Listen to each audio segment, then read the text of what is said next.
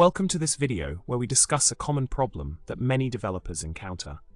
The issue at hand revolves around the discrepancy between dates generated in C# and SQL Server, where the C# date appears to be larger despite running first.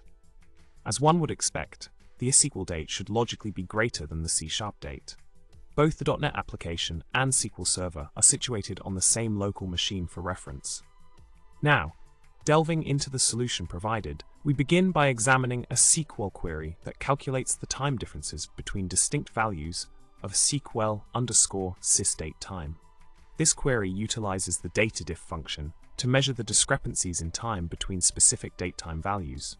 By using this approach, we can gain insights into the precision and accuracy of the timestamps generated by SQL Server.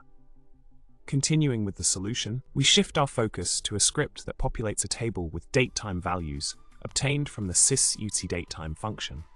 By iterating through a loop and capturing these timestamps, we can observe the variations in time intervals between consecutive entries. This method enables us to analyze the consistency and reliability of the timestamps generated within the SQL Server environment. In summary, we've explored the intricacies of datetime generation in C# and SQL Server, shedding light on the precision and accuracy of the timestamps produced. By understanding the underlying mechanisms utilized by each platform, developers can better comprehend the nuances of datetime handling within their applications. Remember to subscribe, like, and comment below with your thoughts and suggestions. Happy coding!